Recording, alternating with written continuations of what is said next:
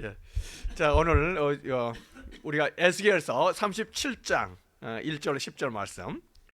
회복하시는 하나님. 다 같이 한번 따서 할까요? 회복하시는 하나님. 아주 중요한 그런 부분으로 우리가 들어갑니다. 에스겔서에서요. 예루살렘이 망했습니다. 예루살렘이 망할 수 있을까요? 망할 수 있습니다. 망했잖아요. 망했잖아요. 그 이유는 이스라엘 백성들의 그 죄 때문이었습니다. 하나님께서 이스라엘 백성을 치시고 예루살렘을 망하게 하셨지만은, 그는 하나님께서는 망하게 하는 것이 목적이 아니다 이 말이죠. 하나님께서는 치셨지만 반드시 회복시켜 주십니다. 그래서 오늘 우리가 그 회복에 대한 부분을 보게 됩니다. 우리 이 부분에서 예레미야 썼던 예레미야 예가를 읽어본다면은 예루살렘이 멸망할 당시가 얼마나 참담했었는가를 알게 돼요. 예레미야 예가잖아요. 예레미야 예가는 Lamentations입니다. Lamentations. 예가 슬피 부는 통곡을 말하는 거죠. 슬피 부는 통곡이에요. 에가 우리나라 말로 에가죠. 슬플 에자 써서 에가잖아요. 히브리 말로 뭐냐면은 이게 에카예요. 에카. 비슷하죠? 에가 에카. 에카란 말은 아이고 이런 거죠. 탄식이죠. 탄식. 통성입니다. 그래서 우리 예레미야 예가를 본다면요, 전체 5편으로 5장으로 되어 있습니다. 그런데 이 5장이 얼마나 정형시로 해서 이 부분들이 짜임새 있게 기록되는지, 과연 이 예레미야가 정말로 그 눈물의 선지자면서 나라가 망한 걸 상황을 보고 그 사랑하는 백성들이 포로 잡혀가는 그런 상황을 보면서 그 참담한 상황 속에서 이러한 정형시가 나왔다는 것이 정말 놀라운 거예요. 그래서 1장, 2장, 4장, 5장이 12절로 되어 있습니다. 12절이라는 것은 우리나라 가나다라 마바사 이렇게 나와 있잖아요. 그렇지? 이게 히브리 말로 알파벳이 이 자음이 말이죠. 이게 12개, 22개예요. 그러니까 처음에 이제 알렙, A 이렇게 되죠. A에서 한 구절 쓰는 거예요. B로 해서 한 구절 쓰고 22절이 나오는 거죠. 이렇게 해서 정형시로 얼마 짜임새 있게 썼는지. 그래서 이 예레미야 예가를 보면 시 중에 시입니다. 그 슬픈 애가의 시죠. 이렇게 되는데 3장은요, 대신에 3장은 한 절에 A가 지금까지 A, B, C, D 이렇게 나왔었지만 A가 세 구절씩 쓰는 거예요. B도 세 구절. 그러니까 22개의 자음을 한 자음당 세 구절 하면 몇 절이 될까요? 66절이 되겠죠. 그래서 3장은 66절로 구성된 것을 보게 됩니다.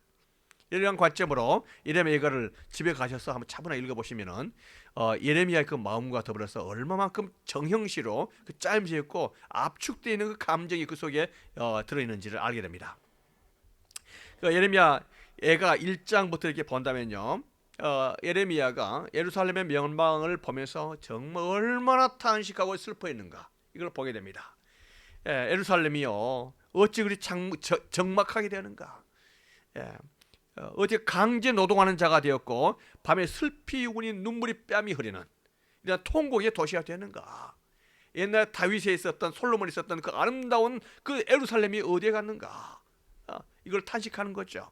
유다 백성들 다 환난과 많은 고난 가운데서 포로로 사로잡혀가 버리고 텅 비어있는 예루살렘을 생각하면서 통곡을 한 거 아니겠습니까?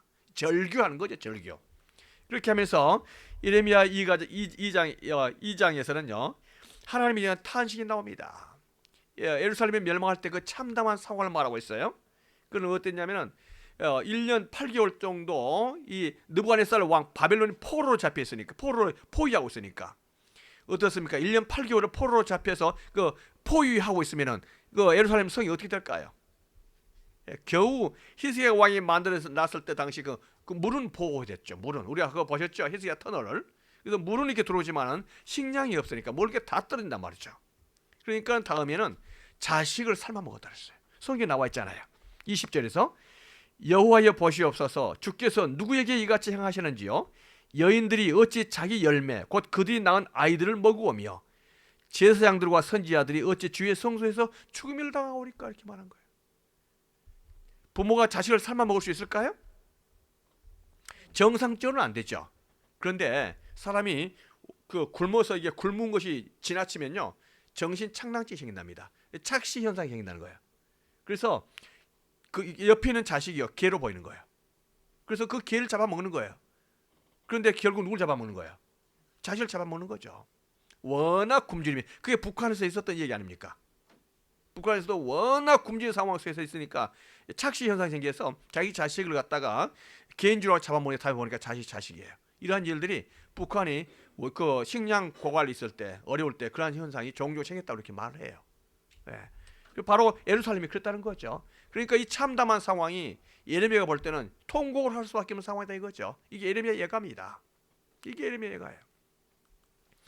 자, 그러한 상황 속에서 이 비참한 상황 속에서 비참한 상황에서 예레미야는요 그 속에서도 소망을 발견합니다. 하나님께서 우리 백성을 그래도 소망을 주시지 않을까? 우리 21, 22, 23, 24절 말씀 다 같이 한번 읽어볼까요? 시작. 그것이 오히려 나의 소망이 되어 싸움은 여호와의 인자와 긍휼이 무궁하심으로 우리가 진멸되지 아니함이나이다. 이것들이 아침마다 새로우니 주의 성실하심이 크도소이다. 내 심령에 이르기를 여호와는 나의 기업이시오니 그러므로 내가 그를 바라리라. 여기에 예레미야의 소망이 있는 거예요. 그럼에도 불구하고 예루살렘이 망했음에도 불구하고 민족들이 포로로 잡혀갔음에도 불구하고 그럼에도 불구하고 이 참담한 상황에서도 예레미야는 하나님의 인자하심을 생각하고 하나님의 긍휼하심을 생각하고 그 속에서 소망을 발견한 겁니다. 그럼에도 불구하고 하나님께 지었지만은 언젠가는 우리 백성을 다시 돌아오게 하고 다시 살아나게 하지 않겠는가. 이것들이 아침마다 새로우니 주의 성실하심이 크도소이다. 이러한 소망을 가지고 있습니다. 우리가 예루살렘이 멸망하고 백성이 포로 잡혀갔음에도 불구하고 그 소망을 잃지 아니했던 예레미야처럼 어떠한 상황 속에서도 하나님께 소망을 가져야 될 줄로 믿습니다. 그러면 그 소망을 따라서 하나님께서 해결해 주실 줄로 믿습니다.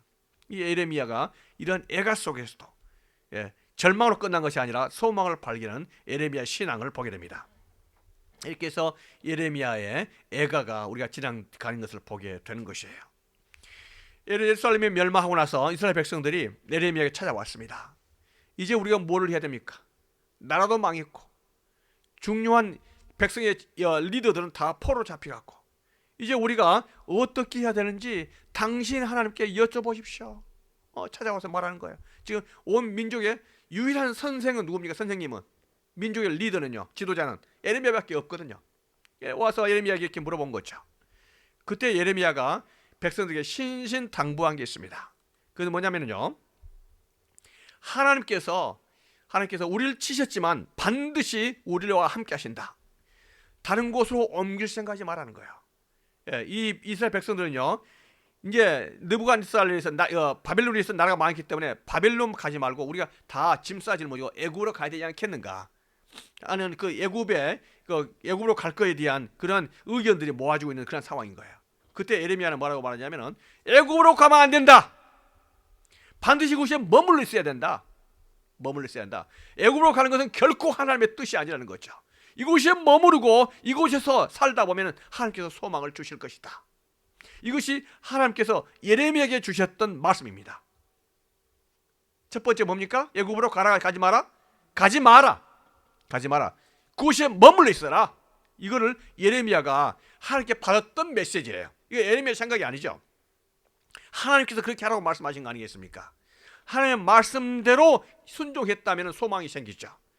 그런데 이 백성이 그러질 않아요. 어떤 일이 생깁니까? 끊임없이 애굽으로 돌아가려고 하는 거야. 그래서 하나님께서는 예레미야를 통해서 애굽은 바벨론에 의해서 멸망된다. 바벨론 느부갓네살 왕에서 이 애굽을 반드시 치고 애굽을 멸망시킬 건데 만약에 너희들이 애굽으로 간다면은 애굽이 다시 전쟁 가운데 소용돌이 속에 들어갈 때 다 죽게 된다. 애굽으로 가지 마라. 이걸 말하는 거예요. 이집트로 가지 마라.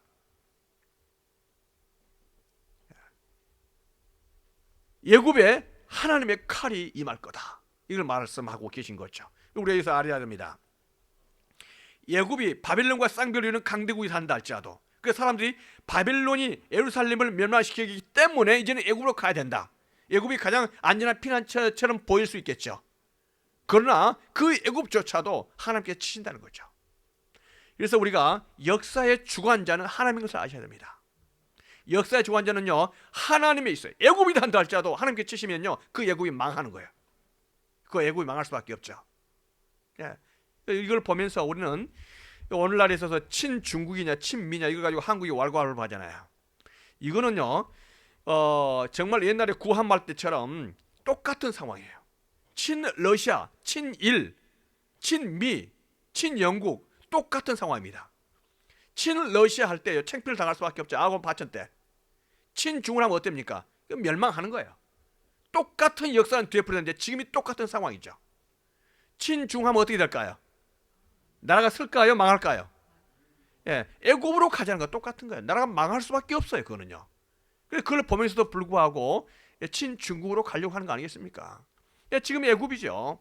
예, 백성들이 그 뼛속 깊이 남아있는 하나님에 대한 불신과 애국의 친애국으로 가려고 하는 그거. 근데 애국은 다음에 망하잖아요.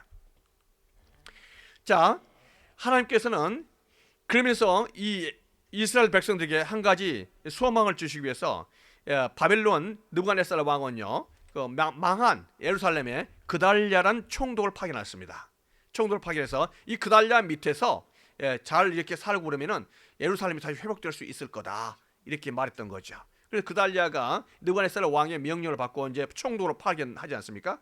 파송돼 가지고 나서는 내 말을 들어라. 내 말을 들으면 소망이 있다. 느부갓네살 왕은 너희들을 완전히 다 멸망시키는 것이 뜻이 아니다는 거예요. 이곳에 머물러 있고 바벨론과 사이좋게 지내면 반드시 소망의 날이 올 거다. 이렇게 그달랴라는 총독이 이야기한 겁니다. 그런데 우리가 방금 살펴봤잖아요.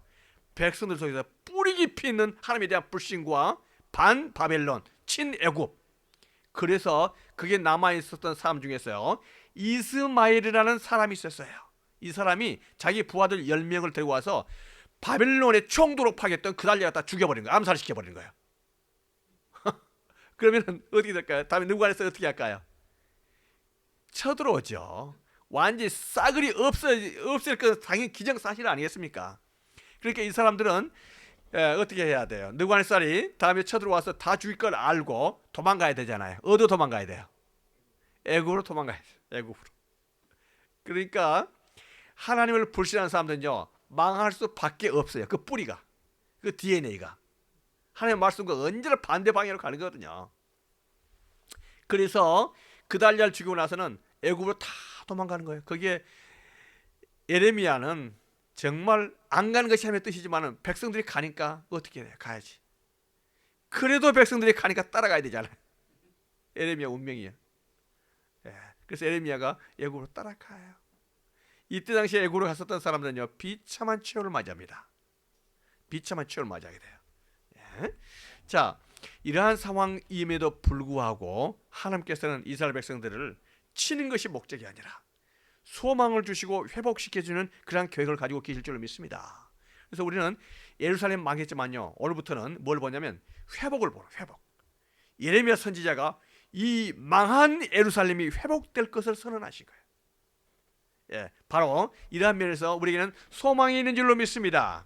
하나님께서는 우리의 인생 속에 반드시 어려움만 주는 것이 아니고 어려움이 있으면 반드시 좋은 일로 주시고 또 소망을 주시는 그러한 분인 줄로 믿습니다. 그래서 예레미야 선지자가 회복을 선언한 거예요. 오늘 우리가 그 중요한 부분을 같이 우리가 나누도록 될 겁니다. 다 같이 한번 읽어보겠습니다. 예레미야 33장 1절 2절 3절입니다. 시작. 예레미야가 아이직 시위대 뜰에 갇혔을 때에 여호와의 말씀이 그에게 두 번째로 임하니라.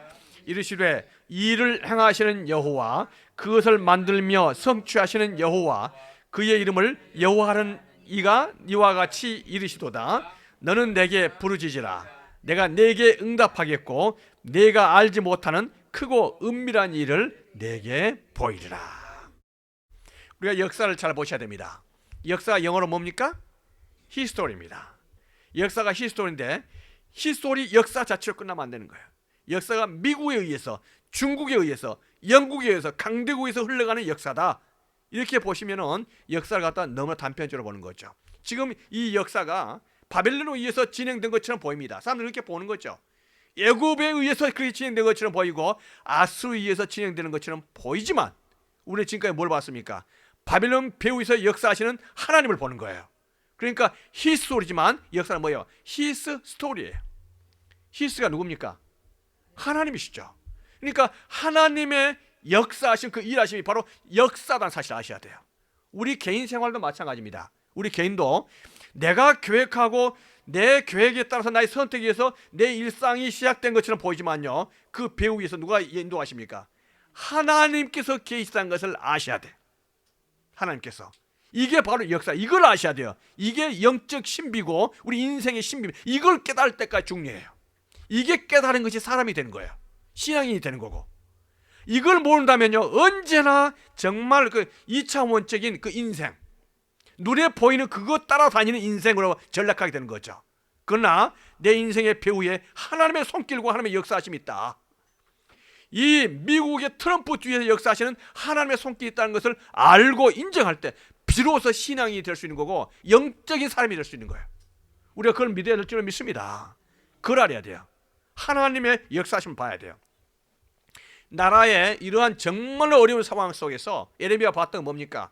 일을 행하시는 여호와, 그것을 만들며 성취하시는 하나님의 프로빈스, 하나님의 역사, 하나님의 섭리를 갖다 인도하시는 그 하나님의 손길이 있다는 사실을 예레미야는 아는 거죠. 하나님께서는 반드시 계획을 세우시고 그 계획을 이루어 나가시는 그분이시다. 이걸 믿는 거예요. 일을 행하시는 여호와, 그것을 만들며 성취하시는 여호와, 그의 이름을 여호와라는 분이다, 이렇게 말하는 거죠. 하나님의 경륜, 하나님의 플랜이 있는 줄로 믿습니다. 그 하나님께서는 하나님의 플랜을 세우시고 반드시 하나님께서는 워킹하시고 그것을 이루어 가시는 거예요. 믿습니까? 우리가 그걸 아셔야 돼요.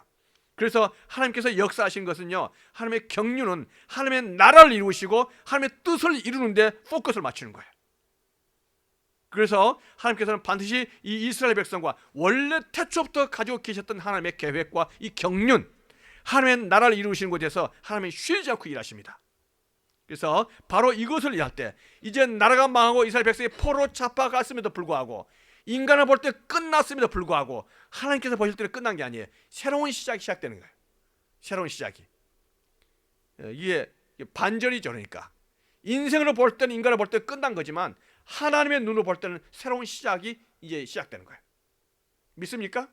예, 이게 바로 일을 행하시는 여호와, 그것을 만들며 성취하시는 여호와, 그의 이름을 여호와하는 분이다. 그래서 우리가 이 하나님의 섭리와 경륜을 안다면요, 실망하거나 좌절할 필요가 없어요. 개인도 마찬가지고 가정도 마찬가지고 하나님께서 나와 함께 하시고 그 하나님께서 반드시 나를 통해서 하나님의 뜻을 이루실 것이다 라는 그 소망이 있다면 하나님께서 그 소망을 바라보시고 인도하여 주실 줄로 믿습니다. 예. 그래서 우리가 해야 될 일은 뭡니까? 이걸 믿고 하나님께 기도하는 거예요. 너는 내게 부르짖으라. 내가 내게 응답하겠고 내가 알지 못하는 크고 비밀스러운 미스터리한 일들을 너를 통해서 이루겠다. 너가 할 일은 하나님께 기도하는 거다. 이렇게 말하는 거예요. Cry out to God. 하나님께 울부짖으면서 기도하는, 바로 그것이 우리가 해야 될 일인 줄 믿습니다. 예. 이렇게 하면서 하나님께서는 이 예레미야와 에스겔을 통해서 이스라엘 백성이 어떻게 회복될 것인가를 이제 설명하고 있는 거예요. 이스라엘 백성은 나라가 망하고 예루살렘 망했지만, 그 포로 잡혀갔지만 반드시 돌아온다는 거예요. 이 땅으로. 이것이 하나님께 주신 말씀입니다. 포로 잡혀갔던 사람이 돌아올 수 있나요? 아니죠. 포로 잡혀가면 대개 어떤 경우입니까? 가서 다 노예로 팔려요. 그래서 노예로 팔려서 다 공중분이 되는 거죠. 어디 간지도 모르는 거예요. 다 분산되고 노예로 팔려서 죽어도 죽은지 모르고 살아도 어디 있는지 모르고 소망이 없는 거예요. 완전히 끝난 거 아니겠습니까? 이게 포로들의 신세죠. 그런데 하나님께서는 예레미야를 통해서 뭐라고 말씀하십니까? 반드시 너희들은 돌아온다, 이렇게 말씀하시는 거예요. 하나님께서 돌아오게 하시겠다는 거죠. 돌아온다. 근데 언제 돌아온다는 거예요? 언제? 70년 후에. 70년 후에. 70년 후에 반드시 돌아온다. 이것이 하나님께서 주시는 말씀인 줄로 믿습니다. 이 70년이 중요합니다. 예레미야는 이스라엘 백성이 포로 잡혀왔지만 반드시 어떻게 한다는 거예요? 돌아온다. 돌아오더라도 얼마만큼 있다가 70년이 찰 때 돌아온다, 이렇게 말하는 거예요. 그러면 이스라엘 백성들은 예레미야의 말, 하나님의 말씀을 믿는다면은, 자, 바벨론의 포로 잡혀가서 몇 년 살 준비를 해야 되는 거예요? 70년. 거기서 1년 살다가 돌아온다고 마음을 먹고 있는 사람하고 10년 살다가 마음을 먹고 있는 사람하고 70년 살아야만 된다고 생각하는 사람하고는 자세가 달라요. 1년 살다가 돌아온다면은 거기서 집 지을 필요가 있을까요? 적당히 살다가 렌트 살다가 돌아와야죠. 학교 세울 필요가 있을까요? 주저하겠죠. 대충 하겠죠. 모여서 애들 교육시키고 교육이 필요하겠지만 대충이죠. 그러나 70년 두 세대가 넘잖아요. 두 세대가 넘을 정도 70년이 있다면 어떻게 해야 됩니까? 아예 바빌론에서 뿌리 낼 준비해야 되는 거예요. 그렇죠? 그래서 집도 지어야 되고 자식들 결혼시킬 준비도 다 해야 되고 학교도 세워야 되겠죠. 학교. 그래서 주이시 커뮤니티가 앞으로 70년 후를 대비할 수 있는 준비를 해야 되는 거예요. 자세가 다른 거죠. 하나님께서 분명히 에레미야를 통해서 몇 년 후에 돌아온다? 70년. 이게 준비하라는 거죠. 이걸 분명히 말씀하셨습니다. 70년. 그런데 이스라엘 백성들에게는 그 예레미야의 말보다도 그 궁중에서는 이 지도자들은요, 거짓 선지자 하나냐란 말을 너무나 신뢰하는 거예요. 하나냐는 뭐라고 말하냐면은 에레미야 거짓말이라는 거예요. 반드시 포로 잡혔던 사람들은 2년 후에는 돌아온다는 거예요. 그러니까 이게 남아있는 사람들은 어떻게든 버티라는 거예요. 예레미야는 어떻게 말했습니까? 버티면 다 죽는다. 바벨론의 느부갓네살에게 어떻게 해야 되는 거예요? 항복해야 한다는 거죠. 그런데 이 하나냐 말을 듣고 나서 그 시드기야 왕이나 궁중에 있는 사람들은요, 그 에레미야 누굽니까 느부갓네살 왕이 포위하고 이렇게 하고 있는데도 불구하고 2년을 버티는 거예요. 그러니까 이 느부갓네살 왕이 화가 머리 끝까지 나잖아요. 그래서 어떻게 하는 거예요? 쳐들어와서 예루살렘 어떻게 하는 거예요? 번복이로 불태워버리는 거예요. 번복이로 완전히 쓸어버리는 거죠. 그렇게 하면 다 포로 잡혀가는 거예요. 누구 말 믿고 그러는 거예요? 하나냐. 여러분, 이 중요합니다. 우리가 역사를 보면서 그 선지자가 이 사람들 모두 영적인 문제예요. 아마도 지금도 마찬가지일 겁니다. 친중국이라고 말했던 그런 정치 그룹 속에서도 거기 크리스천들이 있을까요, 없을까요? 당연히 있습니다. 그런데 그 사람들이 주장하는 것은 뭘까요? 친미보다는 뭐예요? 미국은 우리와 멀리 해야 할 나라. 이제는 손을 떼야 할 나라. 이제는 중국의 세대가 왔기 때문에 중국과 손을 잡아야 한다는 것을 신학적으로 해석하는 사람들이 있다 이 말이죠. 근데 그 사람들은요, 그 하나냐 말을 믿었던 시드기야 왕처럼 그 사람들은 말을 믿을 때 그렇게 가는 거죠. 결론이 어떻게 될까요? 망하는 거죠. 이때 이 에레미야가 이 하나냐에게 저주를 퍼붓죠. 너가 거짓말을 예언하고 있다. 하나님의 말씀이 아닌데도 불구하고 너는 하나님께서 너를 치실 것이고 넌 저주를 받아 죽게 될 거다. 그랬더니 이 하나냐는요, 예레미야 그렇게 말한 지 7달 만에 급살내요. 죽어요. 그래서 우리가 이 모든 문제 영적인 문제입니다. 이 부분을 알아야 돼요. 이렇게 하면서 예레미야는 하나님께서 반드시 예레미야가 돌아올 것을, 이스라엘 백성 돌아올 것을 말씀해 주시기 위해서 뭐라고 말하냐면은 그 토지를 사라는 거예요. 땅을 사라는 거예요. 예레미야가 돈이 있을까요, 없을까요? 선지자인데, 평생 선지자 행동을 했던 사람인데 하나님께서는 너무나 그 돌아온다는 것을 명확하기 위해서 예레미야에게 어떻든 간에 빚을 내든 어떻든 간에 이 토지를 사라. 그 토지는 뭐냐, 숙부의 아들 하나멜의 아나도세 자기 고향에는 밭을 사라는 거예요. 예레미야 고향에 있는 밭, 나라가 망했는데 밭을 살 필요 있어요, 없어요? 망한 나라에 없죠. 그런데 하나님께서는 이 예레미야에게 밭을 사라는 거예요. 그러면서 문서 정리를 갖다 깨끗이 분명하라는 거예요. 문서 정리를 사인도 다 하고 이렇게 하라는 거죠. 왜 그랬을까요? 하나님께서 예레미야에게 이 토지를 사서 문서를 갖다 다 정리를 해서 가지고 있으라, 분명히 가지고 있으라 이렇게 말씀하신 하나님의 뜻이 뭘까요? 이 토지가 없어질 토지가 아니라 반드시 돌아온다는 것을 말하는 거예요. 돌아올 땅이기 때문에 이렇게 하라는 거예요. 자, 하나님께서 다음에 우리가 그 에스라서를 읽으면은 이 아나도시에 있는 살았던 사람 중에서 128명이 돌아옵니다. 그러니까 이 말씀이 그대로 이 예언이 맞은 거죠. 프로페시가 그대로 맞는 것을 보게 됩니다. 놀랍죠? 이렇게 합니다. 그러면서 하나님께서는 예레미야에게 이제 회복에 대한 말씀 중에서 다윗의 가지 중에서 의로운 가지, righteous branch가 나오게 될 것이다. 그분이 바로 킹이다. 바로 그 킹은 우리에게서 하나님의 justice, 하나님의 공의를 세우시는 그러한 분이 될 것이다 하면서 앞으로 오실 그 메시아에 대해서 이렇게 예언을 하면서 앞으로 이 메시아를 통해서 이스라엘 백성이 회복될 것에 대해서 예언을 해주십니다. 그러니까 그 회복에 대한 예언인 것을 보게 되죠. 그렇게 하면서 에스겔에서 중요한 부분을 하죠. 뭐냐면 언약에 대한 말씀하시고 계세요. 하나님께서는 이스라엘 백성들과 함께 뉴 커버넌트, 뉴 컨트롤을 맺겠다 이렇게 말씀하십니다. 지금까지 올드 커버넌트는 뭐였을까요? 올드 커버넌트는 어디서 맺었어요? 시내 산에서, 시나이 마운틴에서 맺잖아요. 모세와 같이. 그게 뭐였습니까? 하나님께서는 반드시 지켜 행하라는 거죠. 모세의 율법을.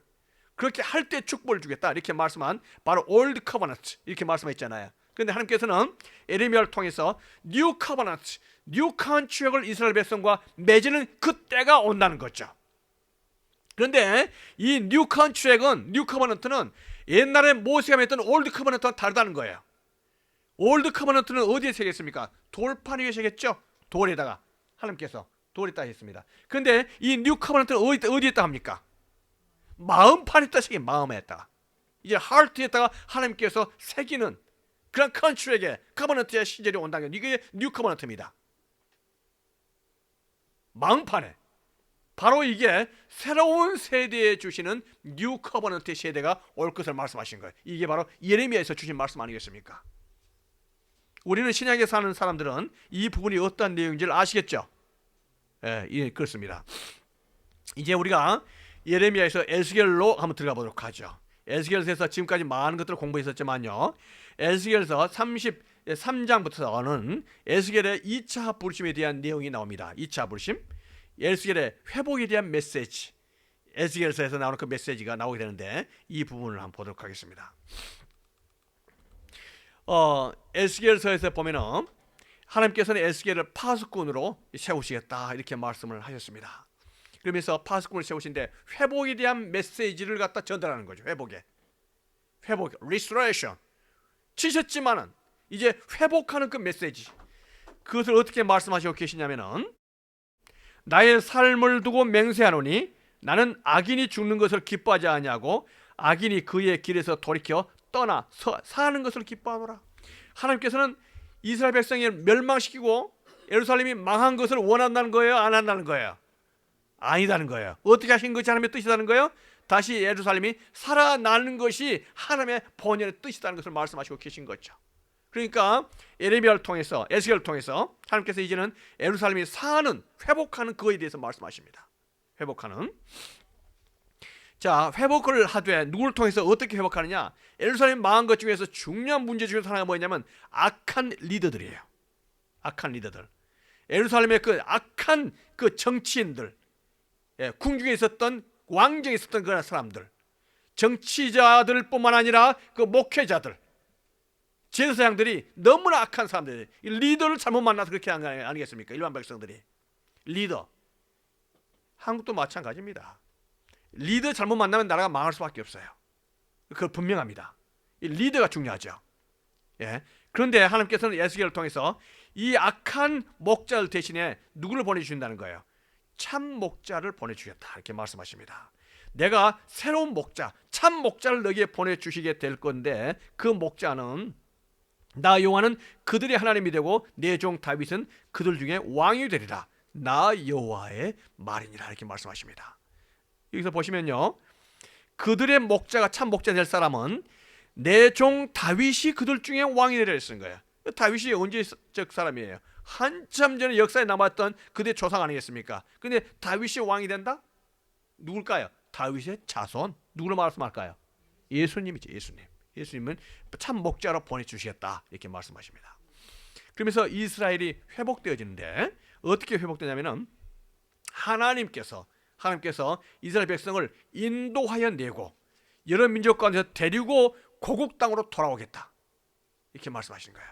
여러분들이 좀 기억을 더듬은다면은 출애굽 시대 때 하나님께서 모세를 통해서 우리 이 이스라엘 백성을 내가 인도하여 내서 하나님께서 원하는 가나안 땅으로 인도하여 가겠다 한 것을 보았을 거예요. 똑같이 하나님의 지금 에스겔에게 주셨던 말씀이 있죠. 이스라엘 백성들 포로 잡혀갔지만 인도하여 내서 고국 땅으로 돌아가게 하겠다.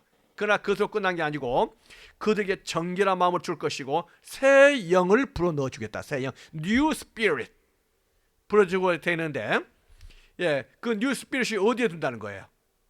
마음판에. 마음판에.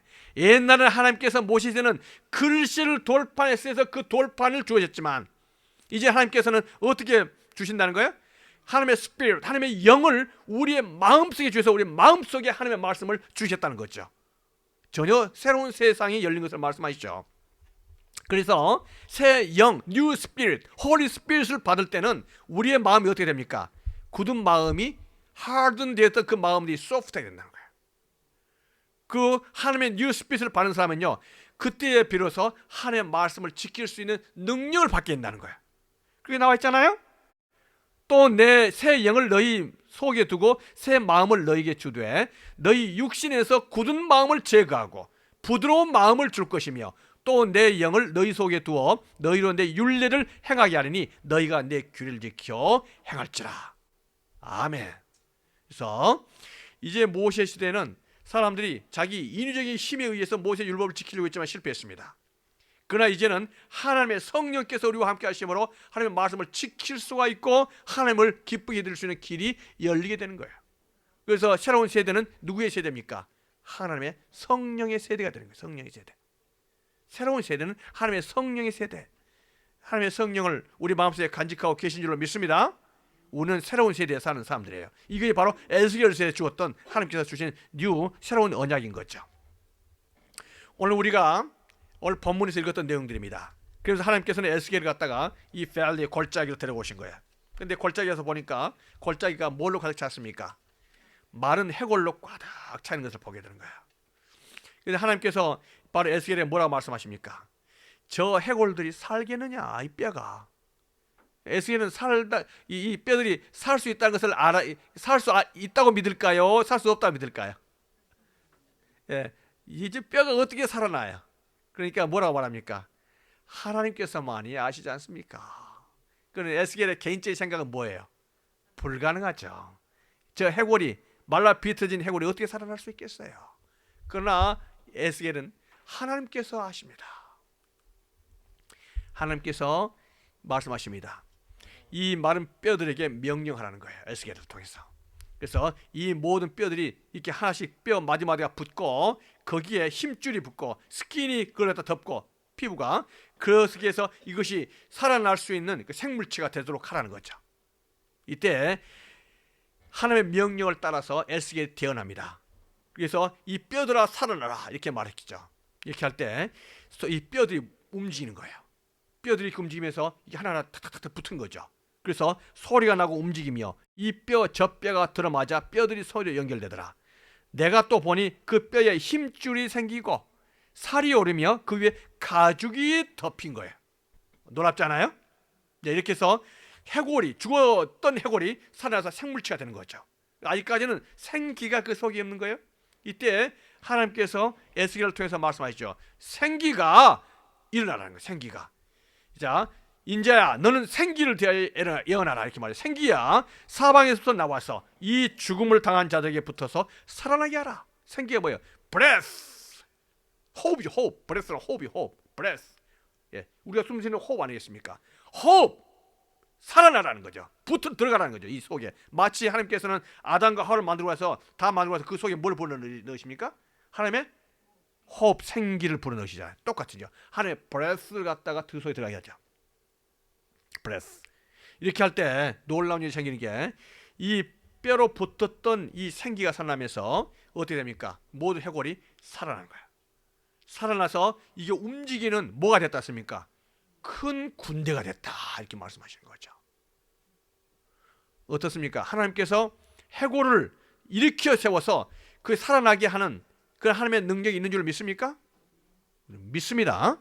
하나님께서 지금 에스겔을 통해서 아주 놀라운 소망의 그 환상을 보여주시는 거 계시는 거예요. 우리가 이 사실을 믿어야 될 줄로 믿습니다. 해골이 할지라도 아론의 다 말른 드라이에 그러한 그 지팡이 단다 할지라도 하나님께서 그게 싹이 나게 만드시고 해골이다 할지라도 하나님께서 생기를 불어넣으실 때 살아나게 될 줄로 믿습니다. 뿐만 아니라 이제 다 죽어버리는 그 해골이 하나님께서 사용하시는 큰 군대가 되는 거예요. 큰 군대가 되는 거예요. 하나님께서는 하나님의 때에 하나님의 능력으로 이러한 절망 속에서 완전히 포로 잡혀가서 아무것도 없는 그런 예루살렘에 하나님의 사람들을 군대를 불러오시는 것처럼 하나님께서는 그런 소망스러운 이야기를 지금 에스겔에게 불러주신 거예요. 우리가 에스겔 같은 이러한 소망을 가져야 될 줄로 믿습니다. 하나님께서 나와 함께 하실 때 나의 드라이된 마음, 나의 드라이된 상황들, 나의 드라이된 생각들, 하나님께서 함께 할 때 물된 동산과 같이 될 줄로 믿습니다. 우리가 하나님의 나라를 위해서 군대가 될 수 있는 것처럼 하나님께서는 그냥 군대의 역사를 하나님의 뜻 가운데서 이렇게 해줄 줄로 믿습니다. 나라가 망했습니다. 다 포로 잡혀갔어요. 이제 포로 잡혀갔으면 끝나는 거, 끝장나는 거. 이때 당시에는요, 다 죽어라고 평생 일하다가 죽은지 산지도 모르고 죽으면 그냥 버리는 사람들이에요. 또 돈 주고 팔리는 거죠. 살아있어도 어디 산지도 모르고 끝나는 거예요. 끝나는 거예요. 그런데 하나님께서는 이스라엘 백성들을 군대가 된 것처럼 다음에 돌아오게 하시고 놀라운 하나님의 나라를 위해서 군대로 삼으실 줄로 믿습니다. 죽은 해골도 이렇게 세우시는데 우리의 나이 관계없이 우리가 죽을 때까지 하나님의 나라를 위해서 일할 수 있는 그 건강과 그 생기가 우리 속에 넘쳐야 될 줄로 믿습니다. 바로 에스겔에서 죽었던 이 소망과 환상 속에서 우리가 뭐를 해야 될지 하나님께 비전을 품는 우리만의 식구들, 우리가 모두가 되어야 될 줄로 믿습니다. 하나님께서 우리를 그렇게 사용하시기를 축원드립니다. 아멘. 기도드리겠습니다. 하나님 아버지 감사드립니다.